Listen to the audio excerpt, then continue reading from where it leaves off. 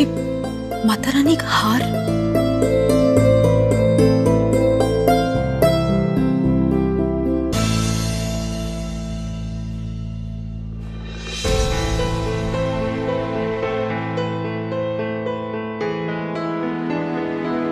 माँ, सिमर, आपने मुझसे वादा किया था ना, आप इतनी जल्दी हार नहीं मानेंगी। माँ परेशान मत होइए ना, मुझे विश्वास है माता रानी जल्दी सब कुछ ठीक कर देंगी। माँ। हाँ बेटा। आपने जो जो सामान कहा था सारा ले आया हूँ, एक बार चेक कर लीजिए, कुछ रहा तो नहीं। हाँ सिमर, जरा देख लेना एक बार बेटा।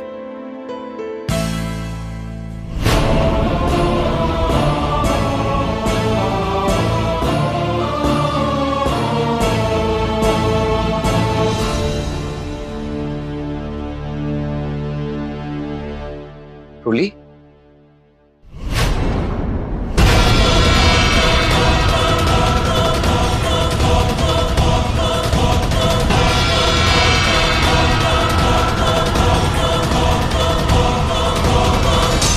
रूली, तुम यहाँ क्या कर रही हो? तुमसे मैंने कहा था ना आराम करो, नीचे मत आना। तो नीचे क्यों आई? मैं ठीक हूँ सिद्धांत जी।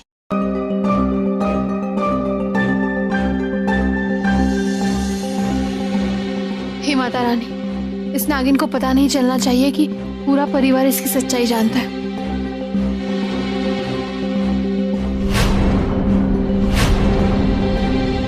ये घर में किस चीज की तैयारियां चल रही हैं?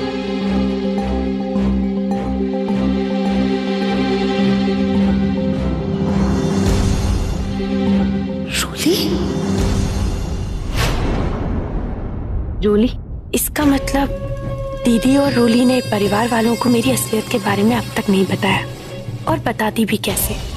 जब तक वो पीला धागा सिद्धांत जी की कलाई पर बंधा है, तब तक ये रूली और दीदी मेरा कुछ नहीं बिगाड़ सकती। रूली बेटा, चैत्र नवरात्रि शुरू हो गई है ना बेटा, तो हर साल की तरह इस साल भी हम भारद्वाज परिवार की बहुएं 9 दिनों का व्रत रखेंगी और माता रानी से प्रार्थना करेंगी कि हमारे घर परिवार पर कभी कोई संकट ना आए, और अगर कोई संकट आ भी जाता है तो माता रानी हमें उसका सामना करने की, उससे मुक्ति पाने की शक्ति दे।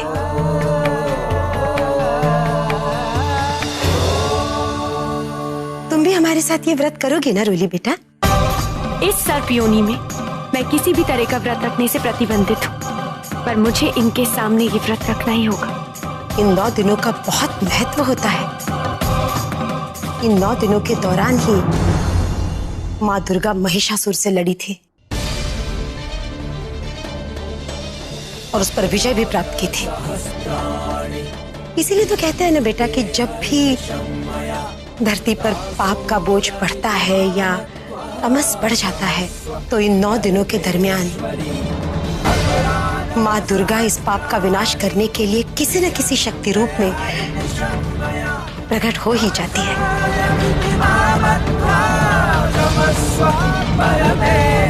तुम समझ रही हो ना? जी माँ जी, मैं तो। रूली, तुम ठीक हो ना? लगता है बाबा के बबूत का असर हो रहा है ना? हाँ, मैं ठीक हूँ सिद्धांत जी। तो मैं ये व्रत रखूंगी माँ जी।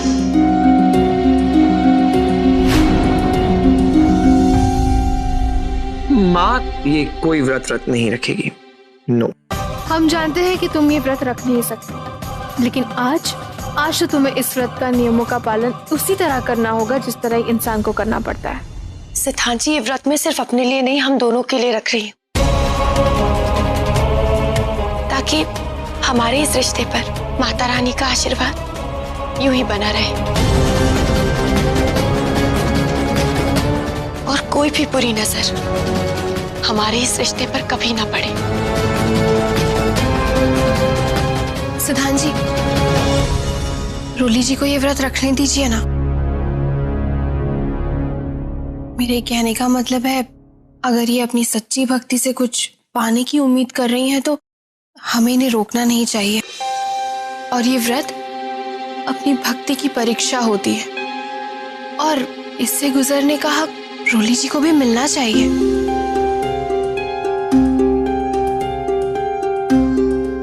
जी सिद्धा जी, चुमकी बिल्कुल ठीक कह रही है। ये हमारे रिश्ते का इम्तिहान है और मुझे पूरा यकीन है कि आपके प्रति मेरा प्यार और मेरी भक्ति मुझे इस इम्तिहान में सफल होने के लिए पूरी तरह से शक्ति जरूर देगी। लेकिन रोली, माता रानी का आशीर्वाद हमारे पर वैसे ही है, इसलिए तो आज मेरी रोली मेरे पास है। हम खुश हैं। सिद्धांत जी, कभी कभी हम लोग पास होकर भी साथ नहीं हो पाते। मेरा मतलब है कि रख लेने दीजिए ना इसे व्रत। इन इम्तिहानों से ही तो पति पत्नी का रिश्ता और भी मजबूत हो जाता है। रहने दो ना सिद्धांत, कर लेने दो ना इसे भी व्रत। हर साल रखती है, इसीलिए इस साल भी इच्छा हो रही होगी। और अगर उसकी तबीयत बहुत खराब हो जाती है तो हम उसका व्रत तोड़वा देंगे, लेकिन कोशिश तो कर लेने दो।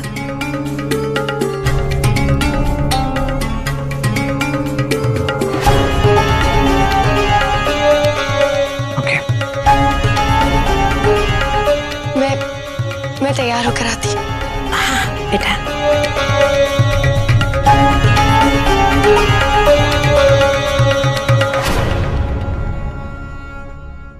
सारी तैयारियां हो चुकी हैं हमारी। बस यार ध्यान रखना कि सिमर को इस बात का पता ना चले। तू तो जानता है ना कितना घबरा जाती हैं वो। तो जो मुझे मिलके ही इस प्लान को अंजाम देना होगा। किसी भी हालत में इस प्लान को कामयाब बनाना होगा।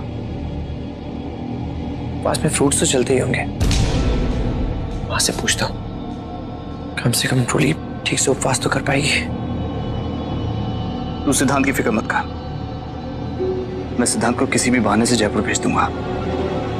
एक बार वो यहां से चले गए तो हम लोग अपना काम आसानी से कर लेंगे।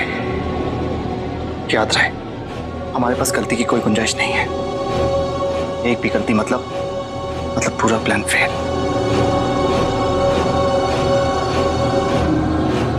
प्रेम मुझे घर से बाहर भेजकर प्रेम मेरे पीठ पीछे क्या प्लान कर रहा है? आखिर करना क्या चाहता है वो?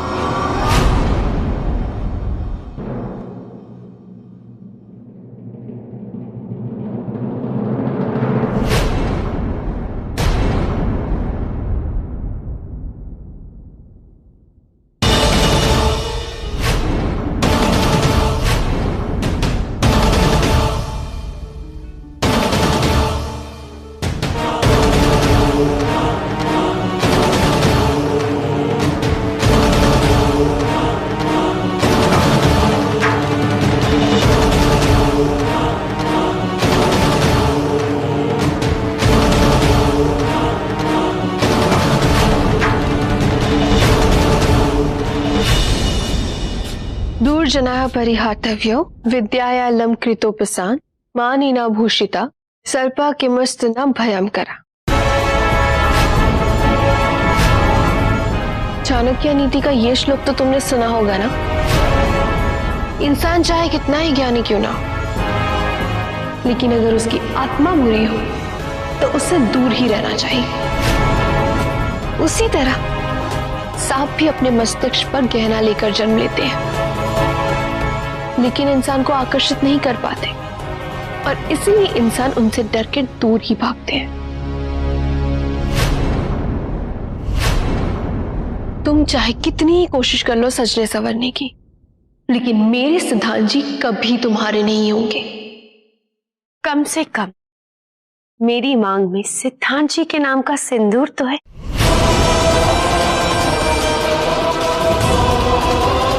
तुम्हारी मांग तो सुनी, और सुनी मांग में तुम माता रानी का व्रत रखने जा रही हो। मांग में सिंदूर भर लेने से कोई सुहागन नहीं हो जाती। मांग का ये सिंदूर माँ पार्वती और माँ सती की नारी शक्ति का प्रतीक होता है। माँ पार्वती सुहाग की रक्षा करती है और माँ सती त्याग की प्रतीक कहलाती है। और इन दोनों गुणों से तुम्हारा दूर दूर तक कोई नाता नहीं।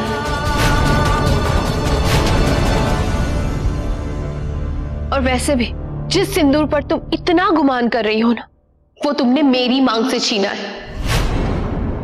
माता रानी के ये 9 दिन पूरे होने तक मैं अपना ये सिंदूर वापस हासिल करके रहूंगी।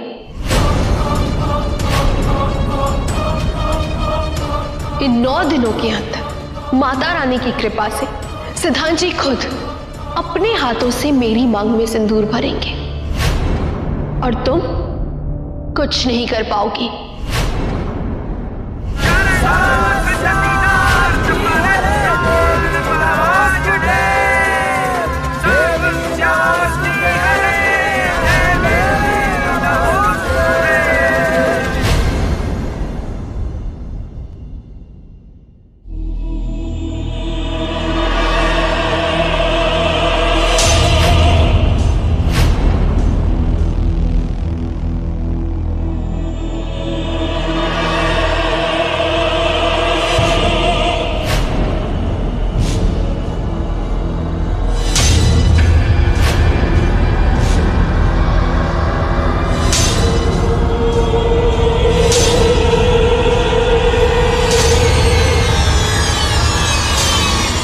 माँ जी, मैं तैयार हो गई। चलिए पूजा शुरू करते हैं। नहीं, तुम नहीं।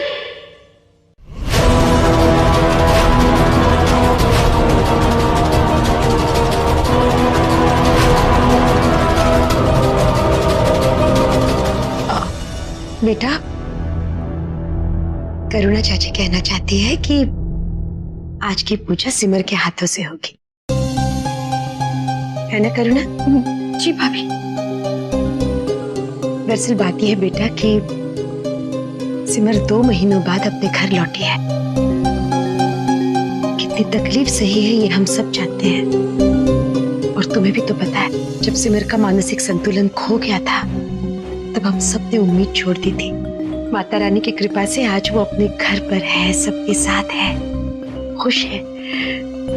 इसीलिए मन में बात आई कि आज की ये पूजा प्रेम और सिमर के हाथों से की जाए। सिमर बेटा, अखंड ज्योत जला दो, समय हो गया।